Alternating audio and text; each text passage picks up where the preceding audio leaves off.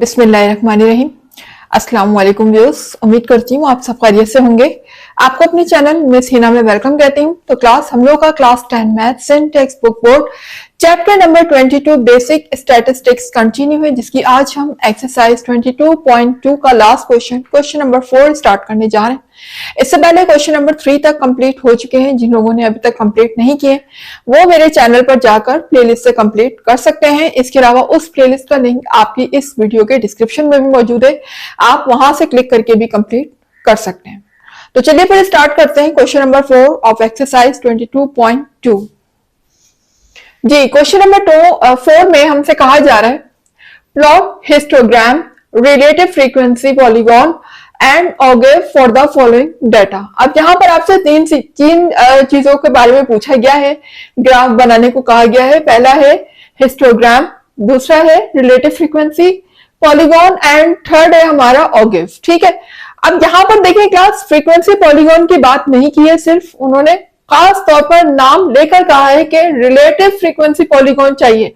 तो अब यहाँ पर हमें इतने सारे कॉलम की जरूरत नहीं है, यानी कि फ्रीक्वेंसी के साथ हम नहीं बनाएंगे, ना ही परसेंटेज के साथ बनाएंगे, हम सिर्फ और सिर्फ रिलेटिव फ्रीक्वेंसी पॉलीगॉन का ग्राफ ही ड्रॉ करेंगे। बिल्कुल इसी तरह से आपके एग्जाम में भी ऐसे ही आएगा क्वेश्चन। अगर आपसे खास तौर पर नाम लेकर कहा जाए कि परसेंटेज फ्रीक्वेंसी पॉलीगॉन या रिलेटिव फ्रीक्वेंसी पॉलीगॉन बनाए, तो आप सिर्फ और सिर्फ उसी का ही ग्राफ ड्रॉ करेंगे। लेकिन अगर सिर्फ सिंपल आपसे कहा जाए कि फ्रीक्वेंसी पॉलीगॉन बनाए, तो फिर आप तीनों ग्राफ बनाएंगे, जिसमें रिलेटिव फ्रीक्वेंसी पॉलीगॉन भी इंक्लूड होगा, परसेंटेज फ्रीक्वेंसी पॉलीगॉन भी इंक्लूड होगा, और आप उसको फ्रीक्वेंसी के साथ भी बनाएंगे। यानी कि क्लास लिमिट जो हम लेते हैं वो तीनों के साथ तीन ग्राफ जो है वो आपके बनेंगे। उम्मीद है कि आपको मेरी बात समझ आ गई होगी। तो यहाँ पर आप बच गए हैं, तीन ग्राफ आपको नहीं बनाने पड़ेंगे, सिर्फ एक ही ग्राफ बनाना होगा रिलेटिव फ्रीक्वेंसी पॉलीगॉन का। तो चलिए फिर स्टार्ट करते हैं। सबसे पहले हम हिस्टोग्राम ग्राफ की तरफ आते हैं। तो हिस्टोग्राम ग्राफ बनाने से पहले हमें उसका टेबल बनाना होगा। तो देख लीजिए, हिस्टोग्राम ग्राफ के लिए टेबल आपके सामने है बोर्ड पर, और इसमें जो जो कॉलम इंक्लूड होंगे वो इंक्लूड हैं। आप देख सकते हैं फर्स्ट कॉलम हमारे क्लास लिमिट का ही होगा, सेकंड फ्रीक्वेंसी का होगा, फिर third class boundary, class height, adjusted height. बिल्कुल सेम उसी तरीके से होगा जैसे हमने क्वेश्चन नंबर 3 में किया, जैसे हमने क्वेश्चन नंबर 2 में किया। ठीक है, सेम उसी तरीके से इसका कॉलम बनेगा। अब यहां देखिए क्लासेस को आप देख लें कि ये इक्वल क्लासेस है या फिर अनइक्वल क्लास लिमिट है। तो आप देख सकते हैं, देखें क्लास 10.5 से लेके 10.9 तक है। फिर यहां पर देखिए 11 से स्टार्ट हो रही है, 11.4 तक है, फिर 11.5 से 11.9 तक है। फिर आप देखें यहाँ पर 12.0 से 12.9 तक है। अच्छा, अब देखिए जैसे यहाँ पर 11.5 से स्टार्ट हो रही है 0 के बाद, लेकिन यहाँ पर आप देखें 10 का डिफरेंस आ गया। अभी तक देखें 0.5 का डिफरेंस चल रहा था, यानी कि आप इन दोनों को माइनस करेंगे तो 0.5 का डिफरेंस आएगा। ठीक है, लेकिन जैसे ही हम यहाँ पर आए तो इन दोनों के दरमियान डिफरेंस आप देख सकते हैं, तकरीबन जो है वो 10 का डिफरेंस आ गया। ठीक है, यानी 12.9 पे खत्म हुई है, तो यहाँ पर 13 से स्टार्ट हुई है। तो अब यहाँ पर देख सकते हैं आप तकरीबन 1 का डिफरेंस आ गया। तो फिर क्लास इसके लिए हम यही कहेंगे कि ये जो क्लासेस हमें देनी ये भी अनइक्वल क्लासेस हैं। तो जिसमें भी इसमें आपने क्लास लिमिट पढ़ी है वो सब अनइक्वल क्लासेस थी। तो यहाँ भी आपको सेम उसी तरीके से कॉलम बनाने हैं जैसे कि आप अनइक्वल क्लासेस के लिए क्वेश्चन नंबर 2 से बनाते आ रहे हैं। ठीक है, तो सबसे पहले फाइंड कर लेते हैं क्लास बाउंड्री का कॉलम। क्लास बाउंड्री फाइंड करने के लिए हमें दो तरह की क्लास बाउंड्री चाहिए होंगी, एक लोअर क्लास बाउंड्री, दूसरी अपर क्लास बाउंड्री। फॉर्मूले सब आपके सामने मैंने मेंशन कर दिए हैं। तो लोअर क्लास बाउंड्री का फॉर्मूला हमारा होता है lower class limit minus d/2। अपर क्लास बाउंड्री का फॉर्मूला होता है अपर क्लास लिमिट प्लस d/2। अब d क्या है? तो d का फॉर्मूला भी आपके सामने है, d is equal to lower class limit of second class minus upper class limit of first class. अब फर्स्ट क्लास क्या है ये देखें, this is the first class, second, third, fourth, fifth. ये लोअर क्लास लिमिट है, ये अपर class limit है। यहाँ पर जितनी भी जा रही हैं आपको नजर आ रही है, ये सब लोअर क्लास है, ये अपर क्लास है। ठीक है, अब मुझे क्या क्या करना है, lower class limit of second class, यानी सेकंड क्लास ये वाली होगी आपकी, और इसकी कौन सी क्लास लेनी है हमें, लोअर क्लास लिमिट, यानी कि ये वाली। उसके बाद माइनस कर देना उसे फर्स्ट क्लास की अपर क्लास लिमिट से। तो देखिए ये फर्स्ट क्लास है और इसकी अपर क्लास लिमिट ये है। तो अकॉर्डिंग टू द फॉर्मूला हम फाइंड कर लेते हैं पहले डी। जी, सबसे पहले है lower class limit of second class. तो लोअर क्लास लिमिट हमारी कितनी है, 11। अच्छा क्लास आप 11.0 ना भी लिखें, सिर्फ 11 भी लिख सकते हैं, बात एक ही है। पॉइंट के बाद जीरो की कोई हैसियत नहीं होती, है बात आपको अच्छी तरह से मालूम है। उसके बाद minus upper class limit of first class यानी कि 10.9 डी। जब हम 11 में से 10.9 को माइनस करेंगे तो हमारा डी आ जाएगा 0.1। क्या आ जाएगा, 0.1। कैलकुलेटर से भी आप करके देख लीजिएगा, एग्जैक्टली ये 0.1 ही आएगा। अब जबकि हमने डी फाइंड कर लिया है, तो अब हम फाइंड कर लेते हैं लोअर क्लास बाउंड्री और अपर क्लास बाउंड्री। हम सिर्फ एक क्लास को फाइंड करेंगे और बाकी क्लासेस हम खुद ही कैलकुलेट करते हुए यहां पर निकाल लेंगे। ठीक है, जैसे कि हम लास्ट क्वेश्चन प्रीवियस क्वेश्चन में करते आ रहे, सेम वही काम हमें यहां भी करना है। बस डाटा ये है कि यहां पर सिर्फ पॉइंट में दिया हुआ है और पहले डाटा हमारा पॉइंट में नहीं था। फर्क सिर्फ इतना है, बाकी कैलकुलेशन का जो मेथड है सेम वही फॉलो होगा। जी, अब हम फाइंड करने जा रहे हैं lower class boundary.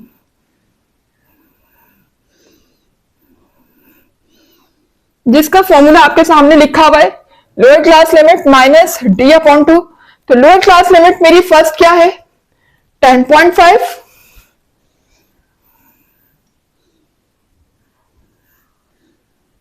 Minus D हमें कितना दिया हुआ है, 0.1, और इसको हमें डिवाइड किससे करना है, 2 से। ठीक है, यही है फॉर्मूले में देख सकते हैं, डी की जगह हमने डी पुट कर दिया, अपॉन 2 कर दिया, और लोअर क्लास लिमिट में हमने रख दी पहली 10.5। अब इसको सॉल्व कर लेते हैं।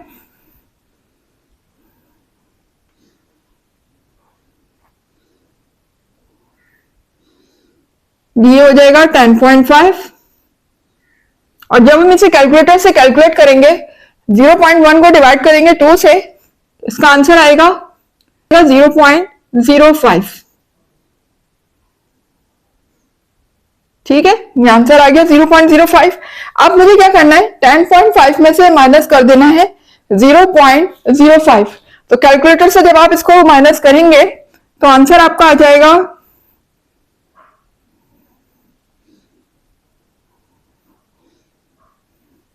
10.45।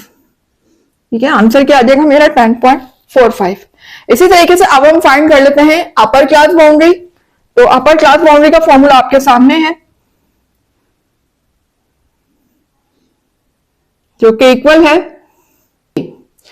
फॉर्मूला क्या है अपर क्लास बाउंड्री का, अपर class limit plus d upon 2। तो देखिए अपर क्लास लिमिट मेरी कितनी है, 10.9,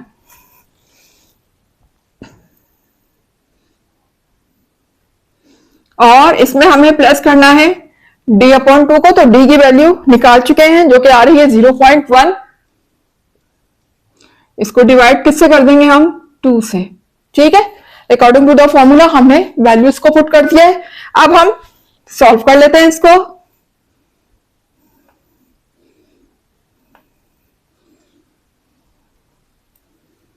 जी, 10.9 प्लस 0.1 को जब डिवाइड करेंगे 2 से तो सेम वही आ जाएगा 0.05। ठीक है, अब हमें 10.95 में प्लस करना है 0.05 को। ठीक है, तो ये आ जाएगा 10.95। क्या आ जाएगा, 10.95।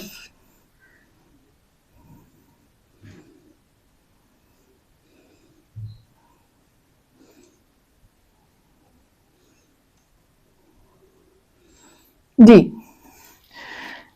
तो क्लास देखिए हमें सिर्फ एक क्लास के लिए फाइंड करनी है class boundary, lower class boundary और अपर क्लास बाउंड्री, बाकी हम ऑटोमेटिकली खुद ही निकालते रहेंगे, बहुत आसानी से कैलकुलेट होकर आती रहेगी। क्योंकि आप देख सकते हैं हर दफा आप देखिएगा जब भी हम रखेंगे यहाँ पर लोअर क्लास लिमिट और अपर क्लास लिमिट, तो देखिए डी तो हमारा चेंज नहीं होगा ना, ये जो चीज है डी अपॉन टू तो सेम यही रहेगा, जो डी की वैल्यू तो एक दफा कैलकुलेट होती है, इसमें कोई चेंज नहीं आएगा। और आप देख सकते हैं यहाँ पर जैसे जैसे हम माइनस कर रहे हैं तो 10.45 आंसर आ रहा है, और प्लस कर रहे हैं तो उसमें 95 का एडिशन हो रही है, ऐसा ही है ना। तो सेम यही काम हम यहाँ पर भी इसी तरीके से करते जाएंगे। तो देखिएगा फर्स्ट मेरी आई थी 10.45,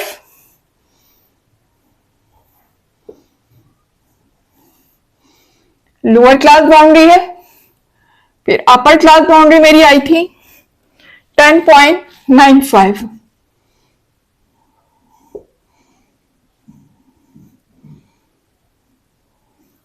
जी अच्छा, एक चीज और आपको बता दूं क्लास के, जब आप यहां पर एंड करते हैं ना क्लास बाउंड्री को, स्टार्ट वहीं से करते हैं, नेक्स्ट क्लास बाउंड्री स्टार्ट वहीं से होती है जहां पर वो एंड हो रही हो, ये खास बात है। तो यहां कैलकुलेट करने की आपको जरूरत ही नहीं है, बजाय इसके आप ये लिखे डायरेक्ट इसी को कॉपी कर दिया करेंगे। एक तरीका ये भी है, ठीक है, तो ये इजी हो जाता है इससे। 10.95,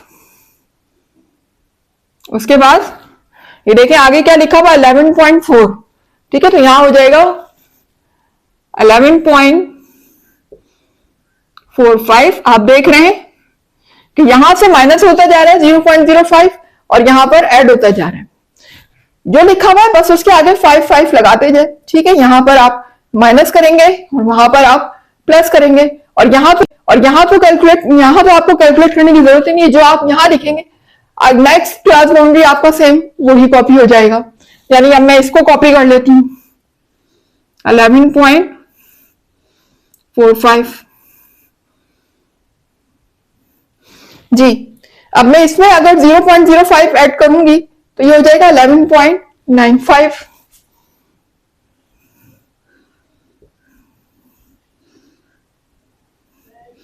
सेम इसको हम नीचे कॉपी कर लेंगे,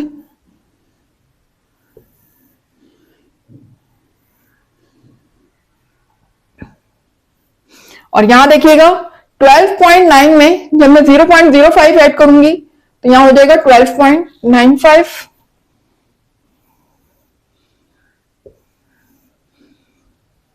उम्मीद है कि आपको अच्छे से समझ आ रहा होगा। तो हर बार कैलकुलेट करने की जरूरत नहीं है, सिर्फ एक क्लास के लिए आप कैलकुलेट करेंगे और बाकी क्लासेस इसी तरीके से खुद ही निकालते जाएंगे, ठीक है। यहां पर अगेन आप देखें, इसको कॉपी कर लें नीचे, तो ये हो जाएगा 12.95 और आगे लिखा हुआ है 13.4, जब इसमें ऐड होगा 0.05 तो ये हो जाएगा 13.45।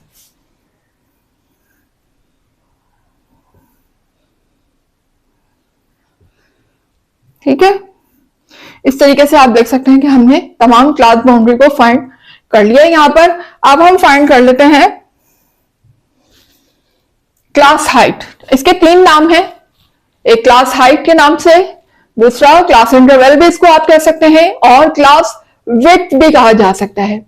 लेकिन यहां मैंने क्लास हाइट इसलिए कहा क्योंकि इसको रिप्रेजेंट हम एच से करते हैं, तो आपके लिए इसीलिए मैंने हाइट का नाम रखा ताकि आपके लिए इसको रिप्रेजेंट करने में आसानी हो कि अगर ही क्लास हाइट है तो इसको एच से रिप्रेजेंट किया जाता है। वैसे इसको क्लास इंटरवल भी कहते हैं और क्लास विड्थ भी कह सकते हैं, ठीक है जी। अब क्लास हाइट किस तरह से आएगी, अपर क्लास बाउंड्री में से मैं माइनस कर दूंगी लोअर क्लास बाउंड्री को, तो मेरी क्या आती जाएगी क्लास हाइट। यानी ये अपर क्लास बाउंड्री है, ये लोअर क्लास बाउंड्री है, तो अपर क्लास बाउंड्री में से अगर मैं माइनस करती हूं लोअर क्लास बाउंड्री को, यानी 10.95 में से मैं माइनस करूंगी 10.45 को, तो यहां पर मेरा आंसर आएगा 0.5।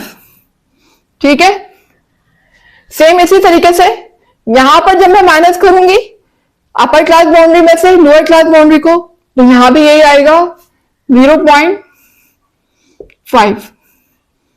आप कैलकुलेटर से भी करके देख लीजिएगा, सेम यही आंसर आएगा। उसके बाद अगेन जब हम इसको माइनस करेंगे 11.95 में से 11.45 को, तब भी यही आएगा। जी इसी तरह से यहां देखें 12.95 में से 11.95 को जब हम माइनस करेंगे तो आंसर आएगा, अब यहां 0.5 नहीं आएगा, अब क्या आएगा 1। ठीक है, उसके बाद 13.45 में से 12.95 को जब हम माइनस करेंगे तो अगेन मेरा आंसर आएगा 0.5। जी तो ये देख सकते हैं तमाम क्लास हाइट आपके सामने है। इस तरीके से आपने क्लास हाइट को फाइंड कर लेना है। ठीक है, उम्मीद है कि यहां तक कॉलम आपको समझ आ गए होंगे। अब हम मूव करते हैं अपने नेक्स्ट कॉलम की तरफ, जो कि है एडजस्टेड हाइट। आप एडजस्टेड हाइट किस तरीके से आ सकती है, देखिए आप फ्रीक्वेंसी को अगर उसी की हाइट से डिवाइड कर दें, यानी कि आप देख सकते हैं क्लास हाइट से अगर मैं डिवाइड कर दूं, हर फ्रीक्वेंसी को किससे डिवाइड करना है, क्लास हाइट से, तो मेरा क्या आता जाएगा एडजस्टेड हाइट। इट मीन्स के यानी मैं फ्रीक्वेंसी पहले क्या लूंगी 2, और उसको डिवाइड कर देंगे हम क्लास हाइट। क्लास हाइट पहले कितनी आ रही है 0.5। इसी तरह से फिर सेकेंड फ्रीक्वेंसी कितनी आ रही है 7, उसको डिवाइड कर देंगे 0.5 से।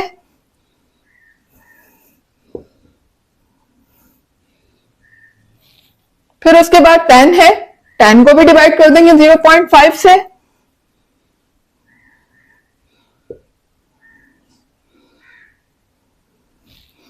नेक्स्ट है 12, 12 डिवाइड होगा 1 से।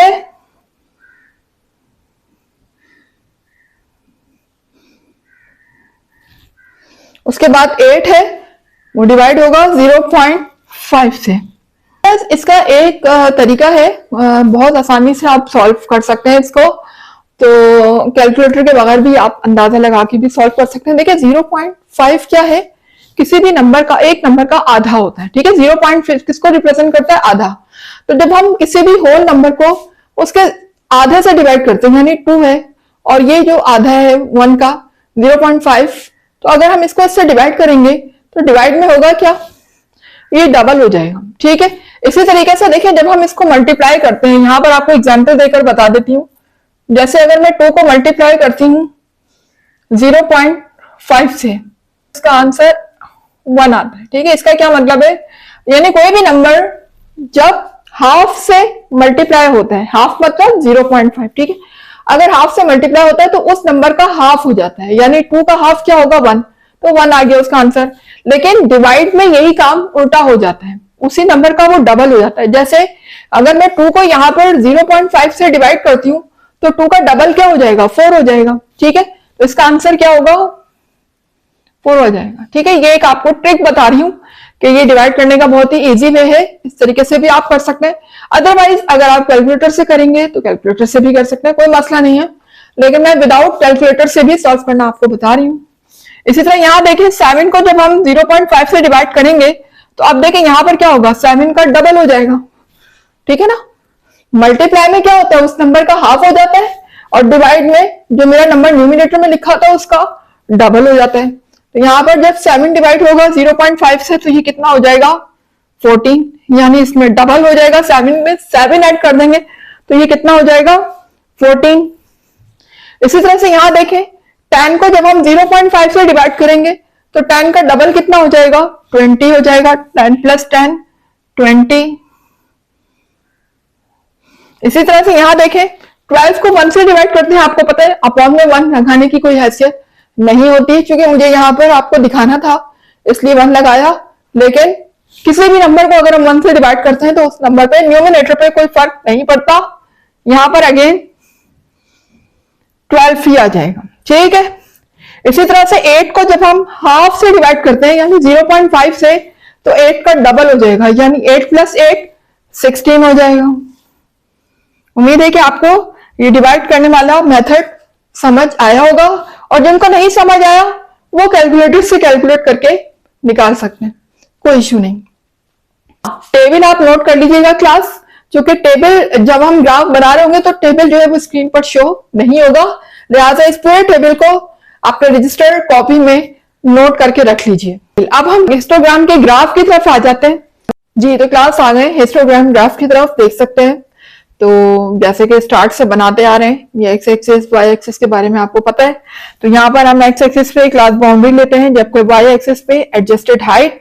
तो स्केल को समझ लीजिए कि स्केल हमने किस तरह से डिजाइन किया है। यहाँ पर along x axis tan small square is equals to 0.5 unit, यानी हर tan स्मॉल स्क्वायर के बाद मैंने जो डिस्टेंस लिया है वो 0.5 यूनिट्स का लिया है, ठीक है। और ये बात आपको पता है कि हिस्टोग्राम यहाँ पर x एक्सिस 0 से स्टार्ट नहीं होता, बल्कि हम कुछ स्मॉल बॉक्सेस जो है वो अपनी तरफ से स्पेस छोड़कर तो हम वैल्यू को स्टार्ट करते हैं। वो जाहिर हम कहीं से भी स्टार्ट कर सकते हैं, जब पर ये कोई पाबंदी नहीं है कि हम 0 से स्टार्ट करें, तो फिर हम वैल्यू को कहीं से भी स्टार्ट कर सकते हैं, जबकि वाई एक्सिस 0 से स्टार्ट होता है, ठीक है। ये जो 0 आपको नजर आ रहा है ये वाई एक्सिस के लिए है, एक्स एक्सिस के लिए नहीं है। अच्छा, along x axis tan small square is equal to 0.5 unit, जबकि अलोंग वाई एक्सिस पे जो मैंने लिया है वो 5 small square is equal to 2 units. तो देखिए हर 5 स्मॉल स्क्वायर के बाद 2 यूनिट्स का इजाफा होता जा रहा है, ठीक है।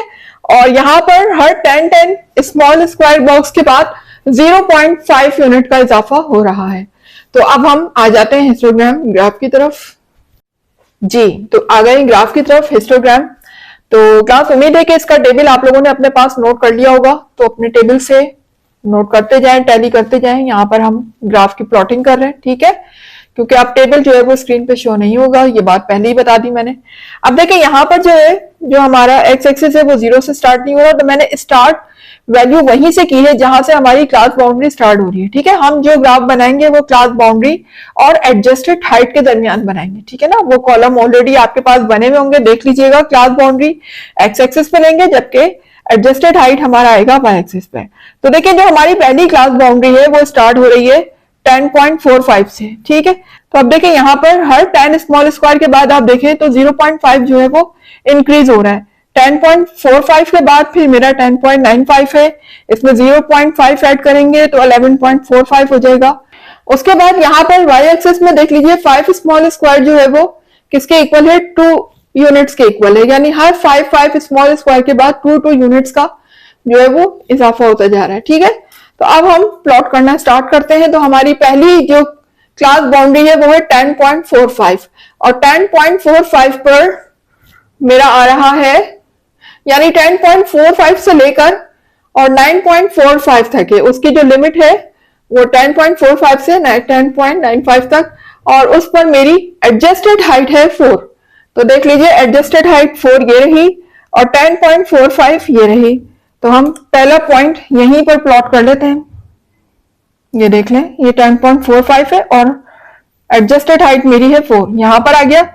और ये कहां तक जा रही है क्लास बाउंड्री, 10.95 तक। तो बिल्कुल 10.95 के ऊपर और 4 के बिल्कुल सामने इसी लाइन पे हम आगे यहां पर पॉइंट लगा लेंगे, ठीक है। अब देखें यहां पर हम इनको ज्वाइन कर लेते हैं।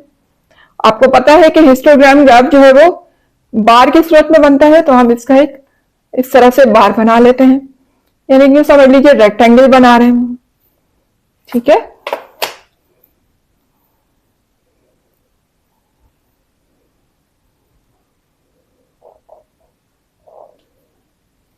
जी सेकेंड क्लास बाउंड्री मेरी है 10.95 से लेकर 11.45 तक।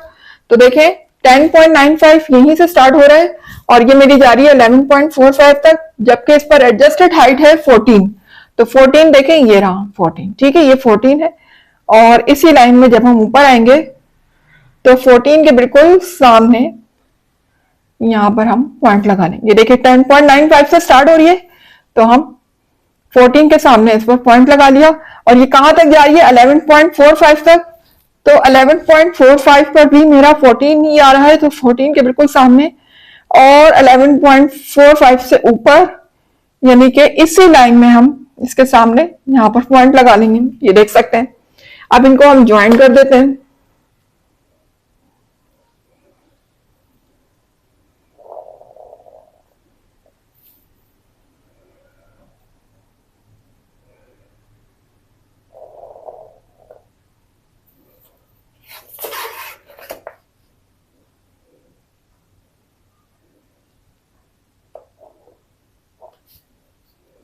ये इस तरीके से ये मेरा हो गया सेकंड बार। और अब हम आ जाते हैं अपने थर्ड बार की तरफ, जो कि 11.45 से लेकर 11.95 तक। तो 11.45 यकीनन यहीं से स्टार्ट हो रहा है, और नेक्स्ट है 11.95, और इस पर मेरी एडजस्टेड हाइट आ रही है 20। तो 20 ये रहा आपके सामने। 20 के सामने हम इस तरीके से यहाँ पर पॉइंट लगा लेंगे। 11.45 यही है ऊपर, ठीक है। और उसके बाद इसी के सामने कहां तक जा रहा है कि 11.95 तक। तो 11.95 की लाइन ये रही, और 20 के बिल्कुल सामने हम यहां पर पॉइंट लगा लेंगे, ठीक है। अब इनको हम ज्वाइन कर लेते हैं।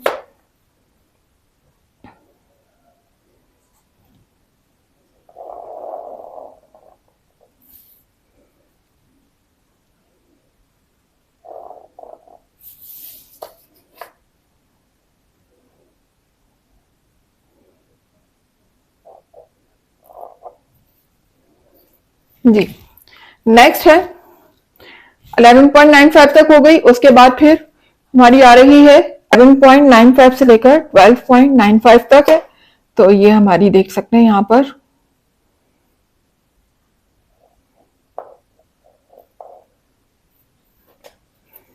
ठीक है।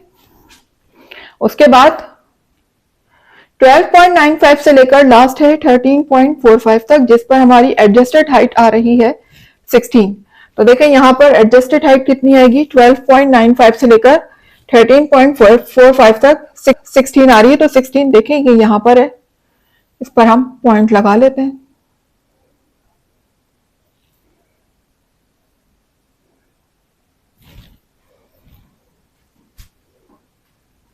और 13.45 ये रहा, इसके सामने बिल्कुल 16 की लाइन में ही हम यहाँ पर पॉइंट प्लॉट कर देंगे। और अब हम इनको ज्वाइन कर लेते हैं।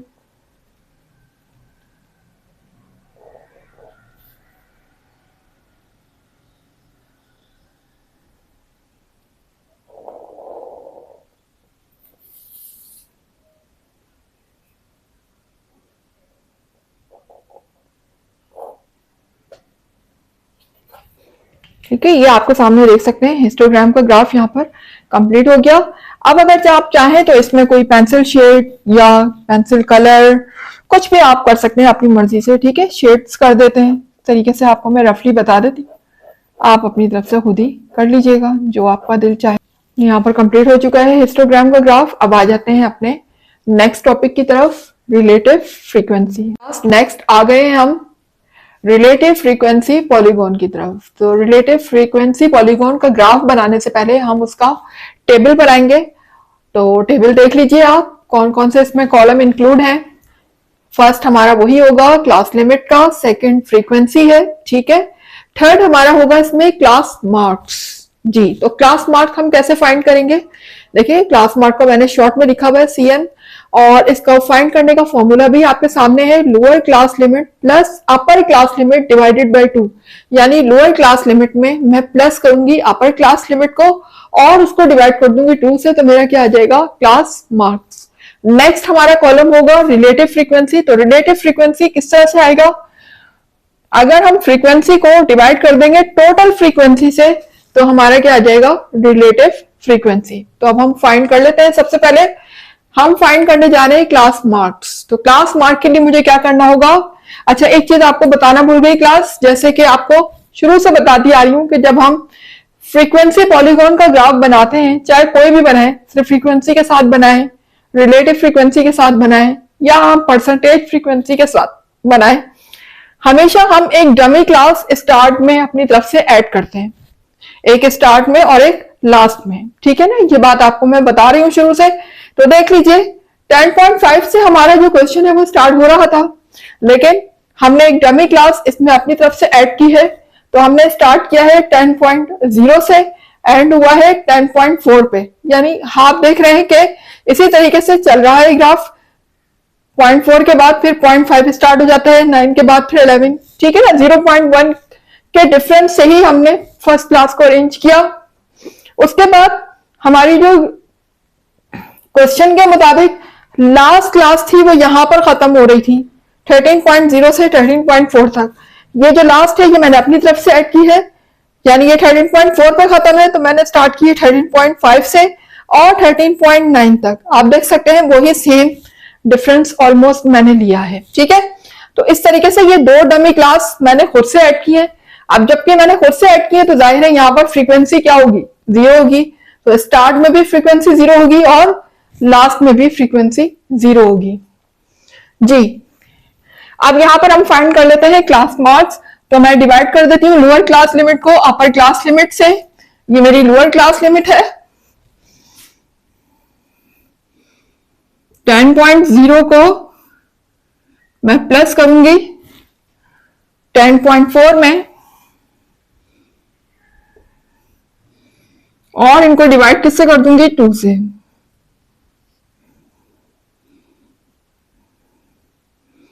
हर क्लास मार्क में इसी तरीके से फाइंड करती जाऊंगी। Lower class limit plus upper class limit divided by 2, lower class limit plus upper class limit divided by 2। Same her column में आप इसी तरह से लिखते जाएं और फिर लास्ट में कैलकुलेटर से हम कैलकुलेट करके वैल्यू आगे आपको दिखाएंगे। अब आपके सामने मैं कैलकुलेटर से कैलकुलेट करती जाती हूँ वैल्यू और आगे मेंशन करते जाते हैं। तो आप कैलकुलेटर ले लीजिए और मेरे साथ साथ फाइंड कीजिए। जब हम फर्स्ट को प्लस करेंगे लोअर क्लास लिमिट और अपर क्लास लिमिट और उसको डिवाइड करेंगे 2 से, तो हमारा आंसर आएगा 10.2।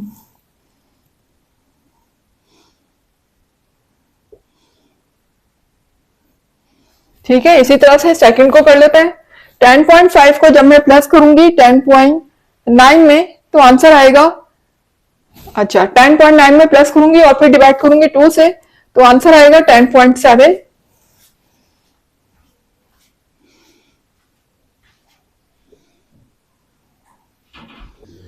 ठीक है, तो ये कॉलम हमारा इस तरीके से कंप्लीट हुआ क्लास मार्क का। नेक्स्ट हम आ जाते हैं रिलेटिव फ्रीक्वेंसी की तरफ। तो रिलेटिव फ्रीक्वेंसी का फॉर्मूला आपके सामने मेंशन है जो कि है F/n, यानी फ्रीक्वेंसी का हर फ्रीक्वेंसी को टोटल फ्रीक्वेंसी से हमने डिवाइड करना है तो हमारा आंसर आ जाएगा रिलेटिव फ्रीक्वेंसी की फॉर्म में। ठीक है, तो अब यहां पर सबसे पहले तो हम क्या फाइंड कर लेते हैं, इस फ्रीक्वेंसी का टोटल। ये फ्रीक्वेंसी यहां पर है, इन तमाम नंबर्स को हम टोटल कर लेते हैं तो हमारा n आ जाएगा। तो देखिए 2 में जब हम प्लस करेंगे 7 को तो ये हो जाएगा 9, 9 में प्लस करेंगे 10 को तो ये हो जाएगा 19, 19 में प्लस करेंगे 12 को तो ये हो जाएगा 31, 31 में 8 प्लस होगा तो ये हो जाएगा 39। ठीक है, और 0 तो जाहिर है उससे कोई फर्क नहीं पड़ेगा वैल्यू से, तो यहां पर n मेरा आ जाएगा 39। ठीक है, n क्या आ गया 39 जी। तो ये मेरे पास टोटल फ्रीक्वेंसी आ चुकी है। अब मैं हर फ्रीक्वेंसी को डिवाइड करते जाती हूँ 39 से, यानी फर्स्ट फ्रीक्वेंसी मेरी क्या है 0, 0 डिवाइड होगा 39 से।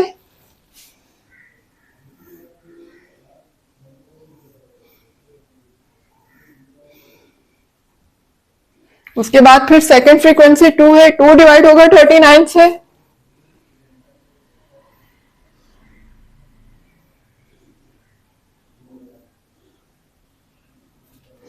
फिर 7 को डिवाइड करेंगे 39 से। इस तरह से आप देख रहे हैं कि मैंने हर फ्रीक्वेंसी को उसके टोटल फ्रीक्वेंसी से डिवाइड कर दिया है।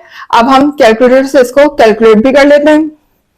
अगर हम फर्स्ट को डिवाइड करते हैं यानी 0 को डिवाइड करते हैं 39 से तो जाहिर है कोई भी नंबर जब 0 से डिवाइड होता है तो वो क्या हो जाता है, 0 हो जाता है।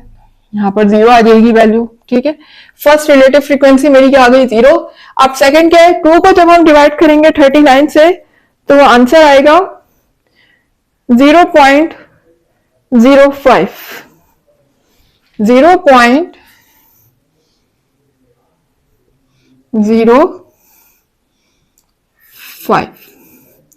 आप 7 को डिवाइड करेंगे 39 से, ठीक है।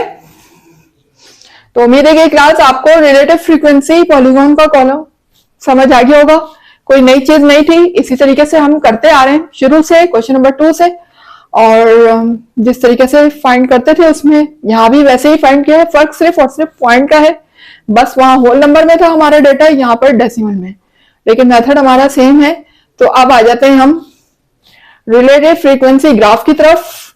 लेकिन ये जो रिलेटिव फ्रीक्वेंसी का टेबल है आप इसको अपने पास नोट डाउन करके रख लीजिए, ठीक है, कॉपी या रजिस्टर में, क्योंकि उस वक्त जब हम ग्राफ प्लॉट कर रहे होंगे, ग्राफ बना रहे होंगे रिलेटिव फ्रीक्वेंसी पॉलीगॉन का, तो ये टेबल आपके सामने स्क्रीन पर शो नहीं होगा, ठीक है। तो इसको अपने रजिस्टर में नोट कर लें। अब आ जाते हैं अपने ग्राफ की तरफ। जी, तो क्लास आ गए रिलेटिव फ्रीक्वेंसी पॉलीगॉन की तरफ। तो एक्स एक्सिस पे हम लेंगे क्लास मार्क्स, जबकि वाई एक्सिस पे हमारा आ जाएगा रिलेटिव फ्रीक्वेंसी, ठीक है।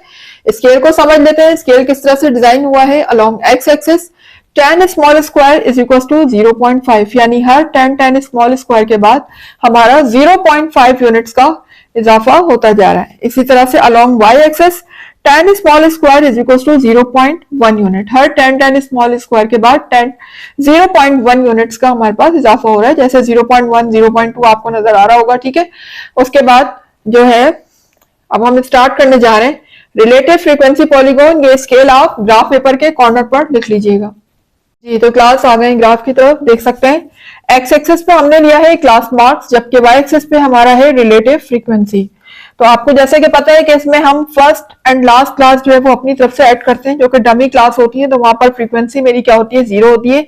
यहाँ भी हमारे ग्राफ 0 से स्टार्ट नहीं होगा, एक्स एक्सिस पे हम 0 नहीं लेंगे, जबकि वाई एक्सिस जो है वो 0 से स्टार्ट होता है, ठीक है।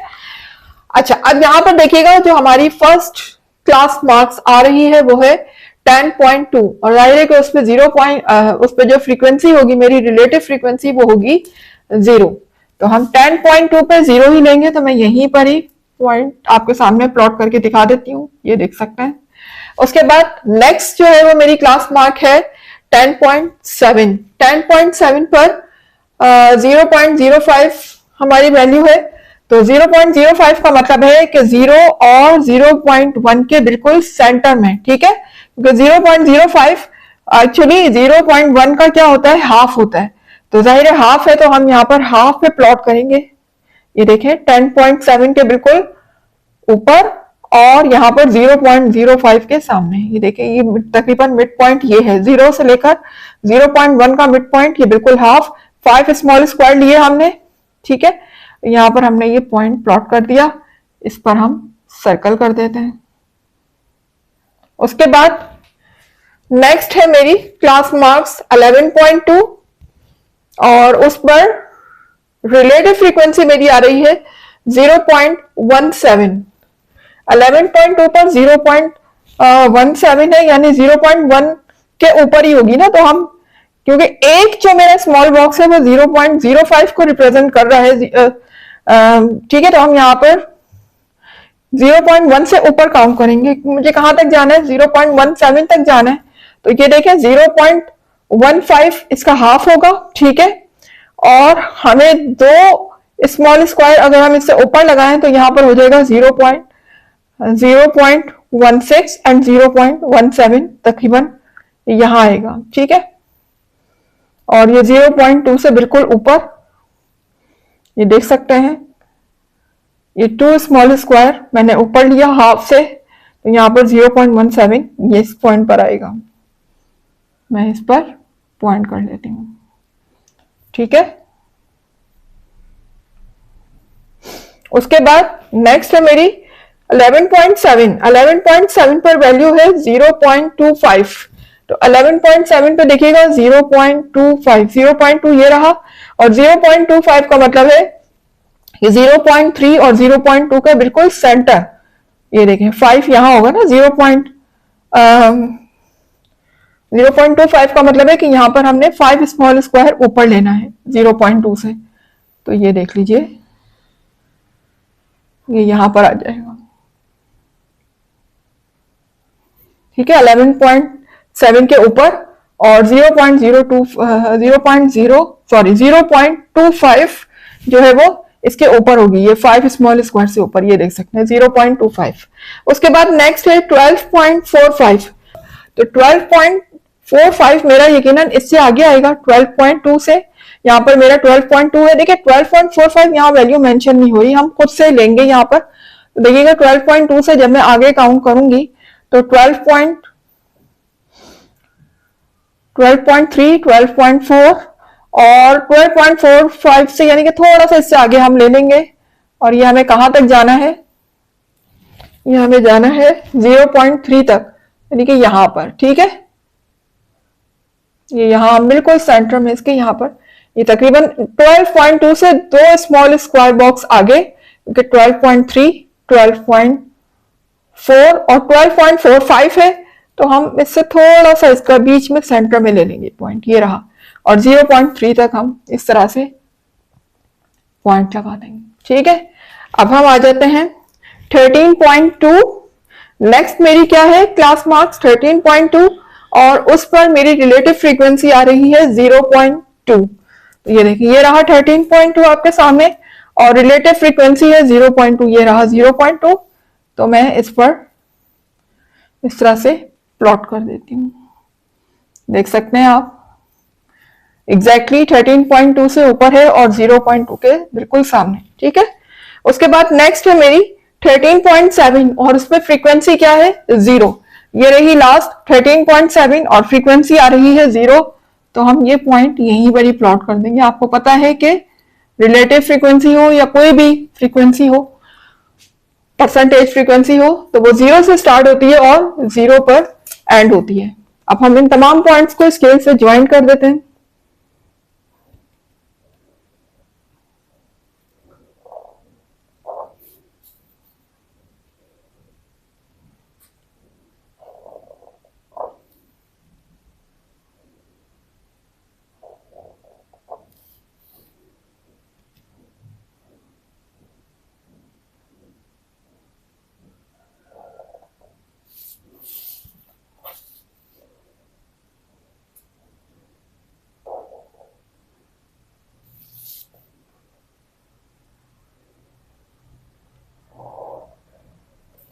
ये देख सकते हैं, ये इस तरीके से रिलेटिव फ्रीक्वेंसी पॉलीगॉन का ग्राफ आपके सामने है, ये बन चुका है। चाहे तो इसमें शेड कर दें या ऐसे भी रहने देंगे तो कोई मसला नहीं है। बहरहाल यहाँ पर रिलेटिव फ्रीक्वेंसी पॉलीगॉन हमारा कंप्लीट हुआ। अब आ जाते हैं अपने नेक्स्ट टॉपिक की तरफ, ओगिफ की तरफ। जी, तो क्लास आ गए हैं ओगिफ की तरफ। देख लीजिए, ओगिफ का दूसरा नाम क्यूमुलेटिव फ्रीक्वेंसी पॉलीगॉन भी है। शुरू से बता रही हूँ आपको, ब्रैकेट में इसलिए लिख देती हूँ ताकि आपको याद रहे और एग्जाम में आप इन दोनों नाम में से कोई भी आता है तो इसका मतलब एक ही होगा कि आपने ओगिफ ही ड्राइव करना है, ओगिफ ही बनाना है, ठीक है। तो क्लास आप देखें, इसमें जो हमारे पास कॉलम चाहिए होते हैं टेबल में वो आपके सामने है। पहला हमारा क्लास लिमिट है, फ्रीक्वेंसी है, क्यूमुलेटिव फ्रीक्वेंसी इसमें हम फाइंड करेंगे, फिर अपर क्लास बाउंड्री का कॉलम, ठीक है, जैसे कि हमने लास्ट क्वेश्चन नंबर 3 में भी किया था। अच्छा, आप देखिए यहाँ पर जो है, जैसे कि आपको स्टार्ट से ही बता रही हूँ कि जब हम ओगिफ का ग्राफ बनाते हैं तो उसमें हम अपनी तरफ से जो हमारी फर्स्ट क्लास है, क्लास लिमिट, वो हम अपनी तरफ से डमी क्लास ऐड करते हैं, ठीक है। कहाँ ऐड करते हैं, सिर्फ फर्स्ट क्लास, लास्ट में ऐड नहीं करते, जबकि फ्रीक्वेंसी पॉलीगॉन में दोनों तरफ ऐड की जाती है, फर्स्ट क्लास भी और लास्ट क्लास भी, जबकि इसमें लास्ट नहीं, सिर्फ शुरू में ऐड करते हैं हम डमी क्लास।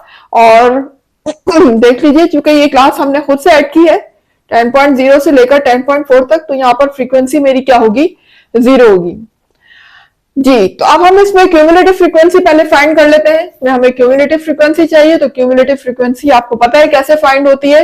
फर्स्ट जो मेरी फ्रीक्वेंसी होती है वो तो एज इट इज कॉपी कर लेंगे हम।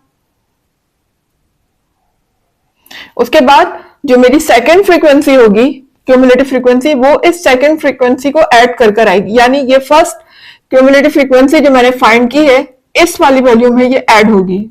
आपको लाइन लगा के बता देती हूँ, यानी 2 में 0 प्लस करेंगे तो 2 हो जाएगी, ठीक है। फिर उसके बाद जैसे जैसे हमारी क्यूमुलेटिव फ्रीक्वेंसी आती जाएगी वो नेक्स्ट फ्रीक्वेंसी में ऐड होती जाएगी, ठीक है। अब ये 2 आए, 2 किस में ऐड होगा, 7 में ऐड होगा, तो ये ऐड कर लेते हैं, 2 + 7 9 हो जाएगा, इसी तरह से 9 10 में ऐड होगा तो ये हो जाएगा 19। फिर 19 को जब हम 12 में ऐड करेंगे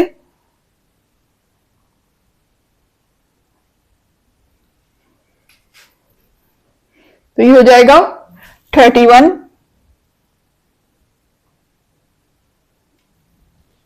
ठीक है, और 31 में जब मैं 8 प्लस करूंगी तो ये हो जाएगा 39। देखिए ये वैल्यू इसमें ऐड हो रही है। ठीक है, तो ये हो जाएगा 39। अच्छा, फ्रीक्वेंसी का टोटल लास्ट जो हमने फाइंड किया था फ्रीक्वेंसी पॉलीगॉन, तो वहां भी हमने टोटल किया था। तो फ्रीक्वेंसी का टोटल जो है वो 39 आ रहा था, क्योंकि जीरो वैल्यू रखने से एडिशन पे कोई फर्क नहीं पड़ता, आपको पता है।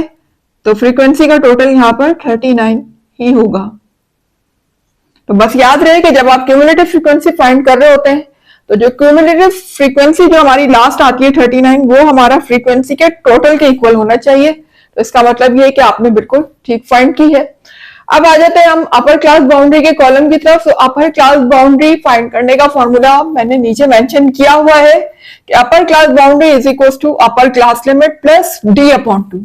ठीक है, अब इसमें डी क्या है?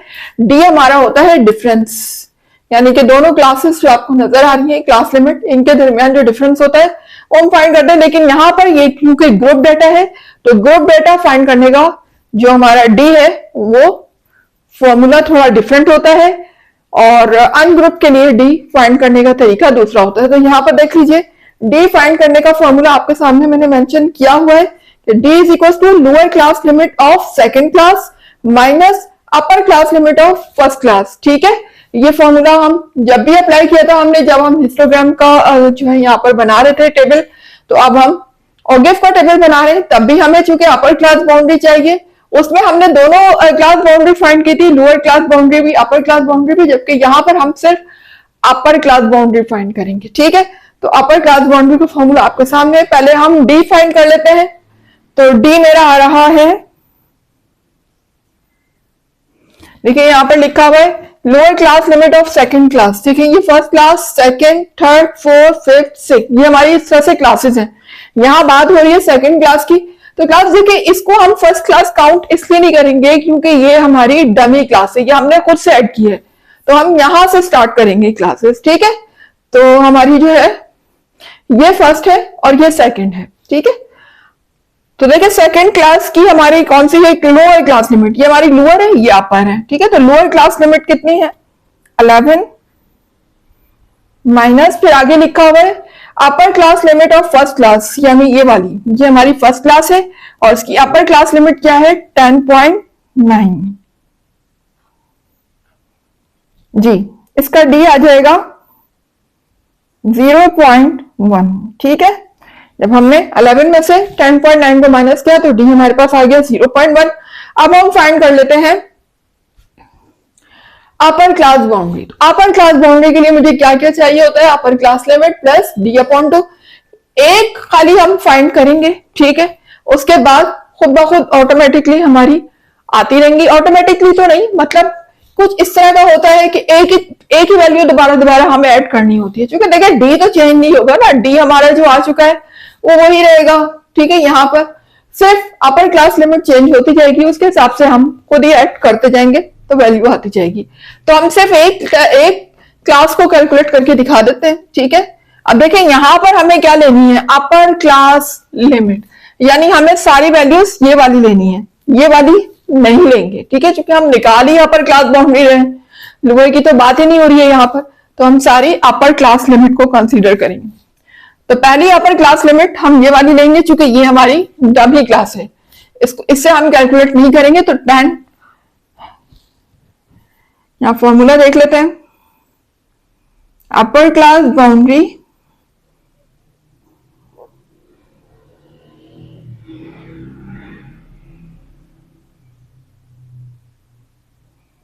इज इक्वल टू, जी फॉर्मूले के हिसाब से लिखा हुआ है अपर क्लास लिमिट। तो अपर क्लास लिमिट मेरी क्या है? 10.9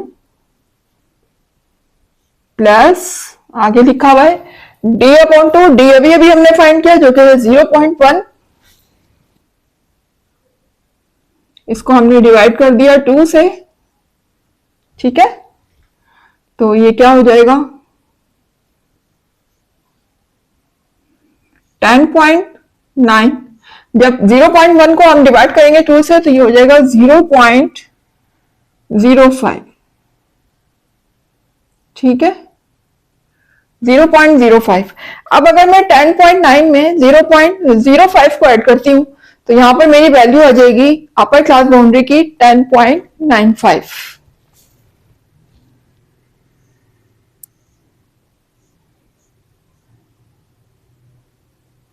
जी, ये मेरी फर्स्ट अपर क्लास बाउंड्री आ चुकी है जो कि मैंने फाइंड की अपर क्लास लिमिट से। बाकी हमें फाइंड करने की जरूरत नहीं है। देखिए हर अपर क्लास लिमिट में अगर मैं 0.05 ऐड करती जाऊंगी तो मुझे अपर क्लास बाउंड्री मिलती जाएगी।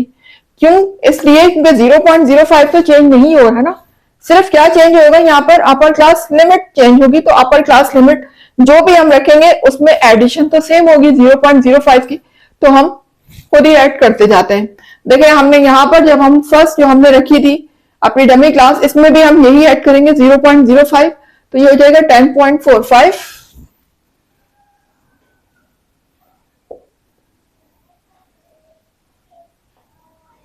उसके बाद नेक्स्ट हमारी है 10.9 जो कि अभी अभी हमने कैलकुलेट करी, तो हमारी अपर क्लास बाउंड्री क्या आ रही थी 10.95।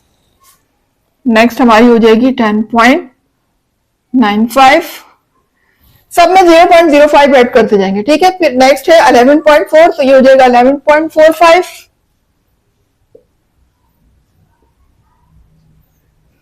उसके बाद फिर 11.95,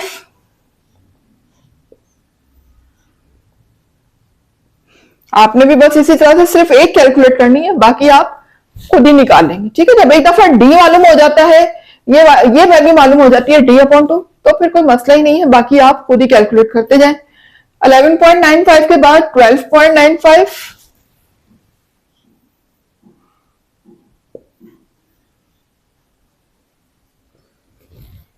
उसके बाद जब हम इसमें 0.05 ऐड करेंगे तो ये हो जाएगा 13.45।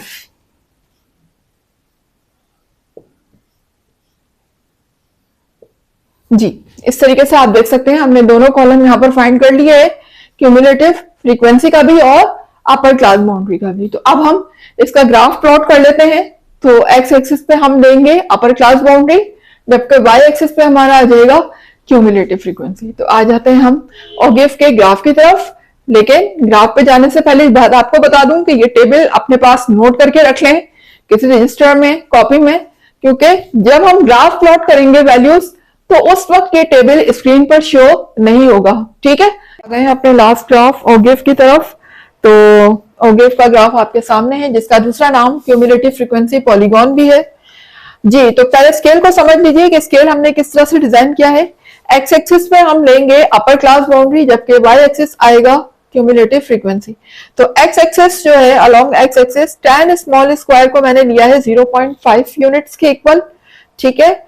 और ये यूनिट्स है 0.5 यूनिट्स लिख लीजिएगा, ठीक है।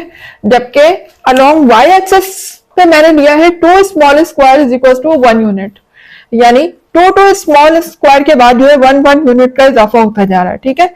तो ये स्केल आप समझ लीजिए कि आपने स्केल जो है ग्राफ पेपर पे कॉर्नर पर लिखना है, ठीक है। तो अब आ जाते हैं ग्राफ की तरफ।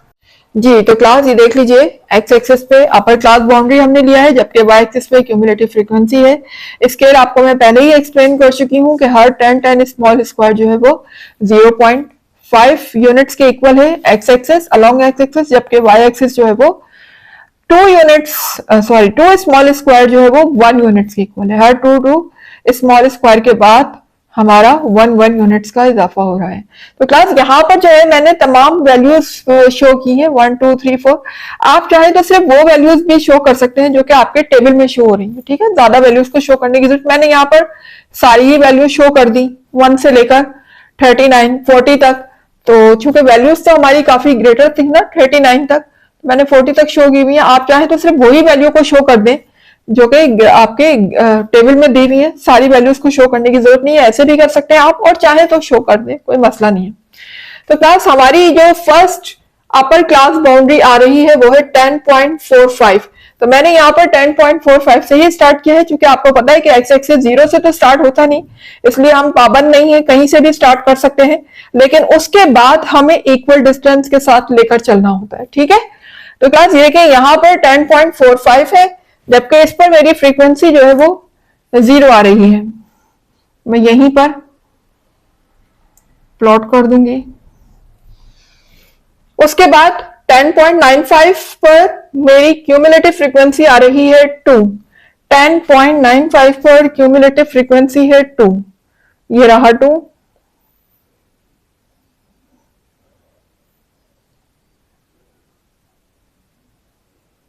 जी ये देख सकते हैं 10.95 और 2 ये रहा, बिल्कुल इसके सामने मैंने पॉइंट लगा दिया है। आप चाहें तो इस पे सर्कल कर दें ताकि ये पॉइंट प्रोमिनेंट हो। उसके बाद फिर 11.45 पर मेरी क्यूमुलेटिव फ्रीक्वेंसी आ रही है 9। 11.45 ये रहा और क्यूमुलेटिव फ्रीक्वेंसी 9 ये रहा। ठीक है, तो 11.45 पर हम आ जाते हैं यहाँ पर 9 पर। तो ये देख लीजिए, ये यहाँ पर 11.45, और अगर मैं इसके सामने देखती हूँ तो ये देखिए ये 9 है, 9 के बिल्कुल सामने और 11.45 के ऊपर। अब इस पे सर्कल कर देते हैं। उसके बाद फिर 11.95 पर वैल्यू आ रही है मेरी 19, यानी अपर क्लास बाउंड्री मेरी है 11.95 और उस पर क्यूमुलेटिव फ्रीक्वेंसी है 19। ये देखिए 11.95 ये रहा और क्यूमुलेटिव फ्रीक्वेंसी 19 कहाँ होगा, ये रहा, ये क्यूमुलेटिव फ्रीक्वेंसी 19 ये रहा। ठीक है,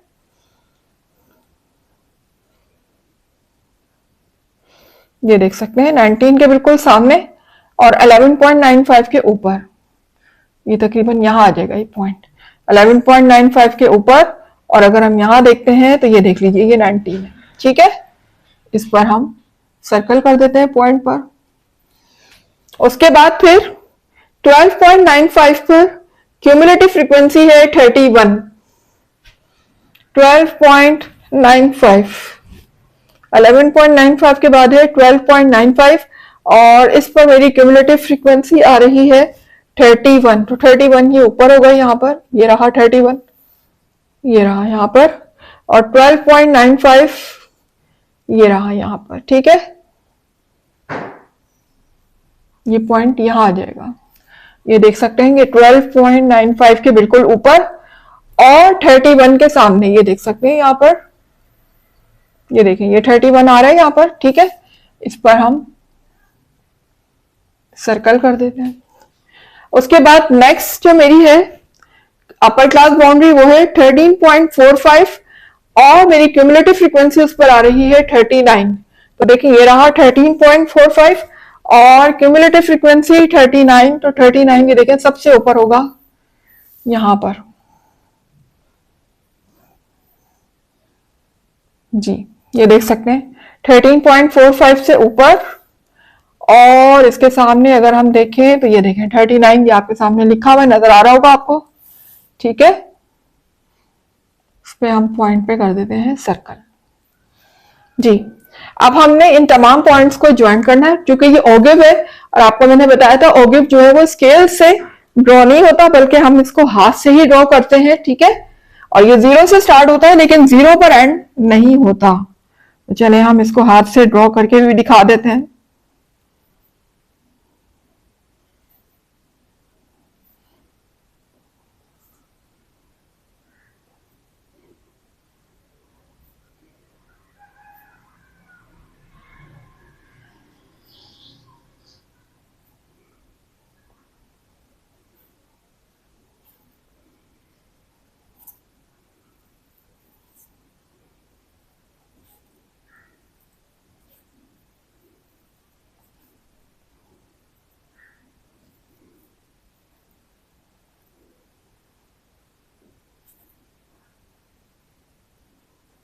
ये इस तरीके से आप देख सकते हैं तमाम पॉइंट्स को मैंने ज्वाइन कर दिया है। और अब लास्ट पॉइंट को मैं क्या करती हूँ, लास्ट बाउंड्री से इस तरह से ज्वाइन कर देती हूँ आपके सामने।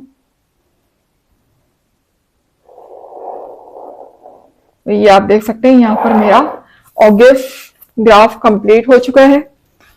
ठीक है, आप इसके बीच में आप चाहें तो आप पेंसिल से शेड दे दें, कोई कलर कर दें हल्का सा लाइट सा खूबसूरत बनाने के लिए, लेकिन अगर ऐसे भी छोड़ देते हैं तो इट्स ओके। लेकिन यहाँ पर ओगेफ का ग्राफ कंप्लीट हो चुका है आपका। ठीक है, ये तो क्लास यहाँ पर मेरा क्वेश्चन नंबर 4 हो चुका है कंप्लीट।